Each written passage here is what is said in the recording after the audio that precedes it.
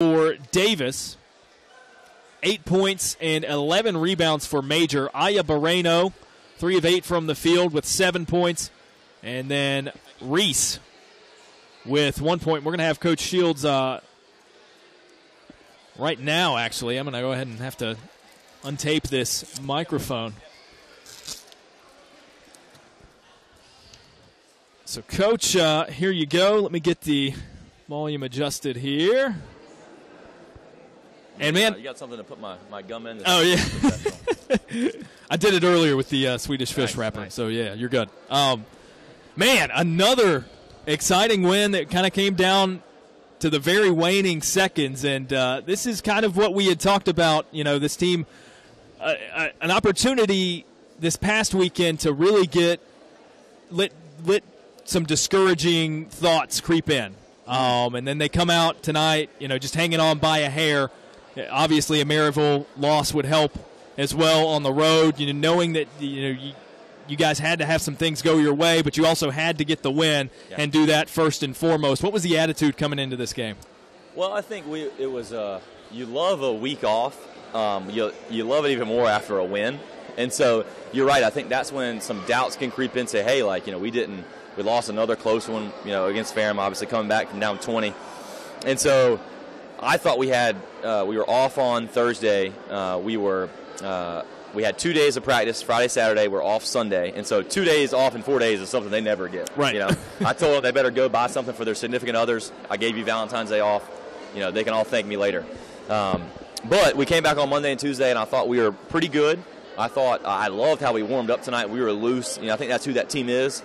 We just got to stay loose throughout the whole game.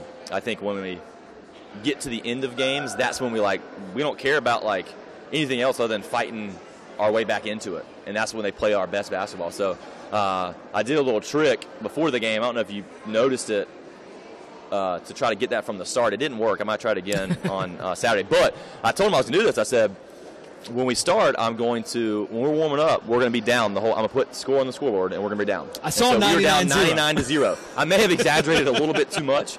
I may do something a little more realistic next time on Saturday, but hopefully the message sinks in that, you know, you're going to go through ebbs and flows throughout the game where you don't play well. It's just how do you respond to that? You always got to be looking forward, and you know they do it at some point. It clicks, and then good things happen. Did it seem to you like they really had to claw their way to this victory? I didn't necessarily feel like it to me. It felt kind of back and forth. Both teams were executing pretty well, but then I look at the final stats, and you know, Methodist had you guys beat in field goal percentage, had you beat in the rebounding game by fairly large margins, and then I looked at it, you know, and from that perspective, it was like, wow, okay, they really had to make their opportunities count, I guess, and then, you know, the three-point shots obviously count for one more, so that plays to your benefit there as well. Yeah, I think that, and without Sam Johnson, we wouldn't have made many threes. Good gracious, that kid he's not shy, and he can really shoot it, which helps. But I think, you know, when you look at, they shot at 50% for the game, and if you do that defensively, you've got to turn them over. And they had 20 turnovers, which I think they had maybe 7 or 8 in the first half. So they had 4 or 5 right away in the first 5 or 6 minutes of play. Yeah, and so you have to turn teams over. And without a doubt, I mean, I thought we did a pretty good job.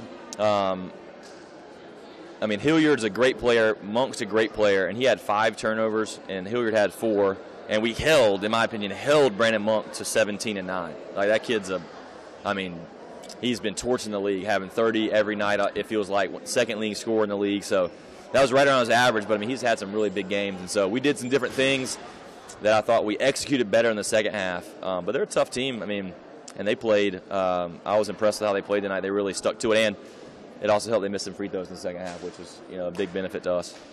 So Chris Thomas, he plays with a lot of intensity most nights. But for whatever reason, I think I saw it in him from beginning to end tonight. Did you notice anything different with him coming in tonight? He played really physical, was very passionate when he wouldn't get a call or something like that. He just seemed to be way more stronger-willed for the continuity of the game. Yeah, I think from the start, and it doesn't matter who's watching this. He knows it because I've told him he's had terrible starts to games. You know, we try to get him going with a play call, and he'll turn it over or something. And so we've kind of challenged, hey, like from the start, and that was the message we gave the guys tonight was we've been preaching last 4 minutes, and this applies to Chris. Let's talk about the first 36. Like the last 4 is great, and but it'd be great if we weren't down 5 or 6 then. Like let's be up 5 or 6, which we weren't tonight either. But and so I thought Chris was very aggressive. I thought at times he was almost too aggressive going to the basket, which is I told him it was like as crazy as it sounds. Like I'm okay with that because it's better. I think he's a better player when he's taken less threes. And he took 4 in the first half, and so only 1 in overtime in the second half, and so he made that one. So that's big. He's better when he's attacking, when he's making plays, and I was impressed with how he came out aggressive. We need that. We need to be able to come out strong. So you mentioned him earlier, Sam Johnson. I mean, the kid, flat out, he can shoot. Yeah. Right? He's got an unbelievable confidence in his shooting ability. Over there in that corner on 2 or 3 of them, I was like, there's no way he's even going to have room to shoot it. And granted, from my vantage point, it looks a little tighter over there than it is. It's pretty tight over there. But and we saw it, he, right out of the gate in his college career, he won USA South Rookie of the Week that first week. And we kind of thought, okay, well, he can shoot. He's confident. He's a confident shooter. Is it possible that his confidence has just shot up since the beginning of the season? It's impressive for a freshman. So the difference in high school, you actually play a few more games than we do. But the practice, we have so many more practices than they do. Right. And so you hit a wall. I mean, they talk about it at every level in college as freshmen. And I think he's kind of burst through that. It's helped that he's shot the ball really well. I mean, he had 7 rebounds. 5 steals. 5 steals. A heck of a line. And, he's a type of player, we talk about all the time, Nate is a senior who's not shooting as well. Nate's the same type. Like, we want to have guys like that who can shoot the ball really, really well and come out, and that ties the school record for make 6, and that's the second time he's tied it. And so, and not only did he tie, those were huge. I mean, he hit 2 that got us back in the game. Right. And so, yeah, he's a really strong freshman for us. I think he'll be in the running for Freshman Player of the Year. I think him and Cody both have a great shot.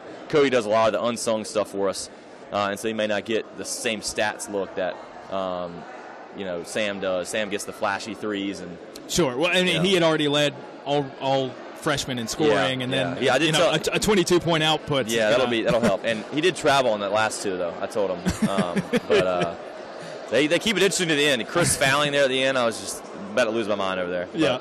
But, yeah. So I've got the feed pulled up.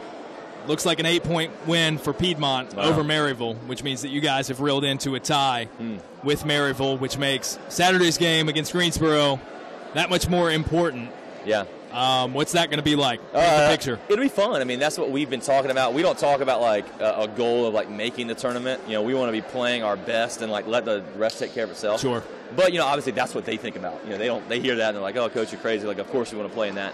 And so that's big. I mean, I think that what I told and we talked about it as coaches going this week is like, hey, we got to win too. We lost the opportunity to take care of control and destiny. We lost to Ferrum, and so now I think that might. Who knows all the tiebreaker scenarios?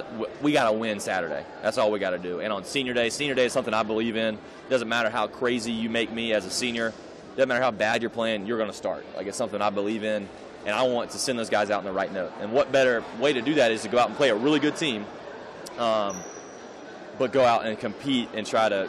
We're already in the tournament. We were in the tournament tonight. Yeah. We had to win. We got to win Saturday, and so we got to be a little more focused with our game plan, but. I think they'll be ready. They'll bring it. Winning just gives you that little bit of confidence that all these close losses. It's been tough to keep soldiering on, and they have. And so hopefully we can be ready to go for Saturday because it is a big game. Great. All right, Coach. Thanks for the time. Another overtime win. I see you've got a little bit of Carolina blue. Oh, you didn't see the jacket over there? That's why I wore it. I took it off. Took it off pretty soon, but I'm actually impressed, and I think this says a lot about me as a Carolina fan that when our game was over. We had that pulled up instead of the UNC Duke score. Right. Which is awesome because I'm a Carolina fan. I love it, but I care way more about that one than absolutely. Duke could win by 30. It doesn't bother me at all. That was a big one over there in Maryville. So we're excited to have a big game on Saturday. Perfect. Awesome. We'll see you then, thanks, Coach. Coach Claude Shields following.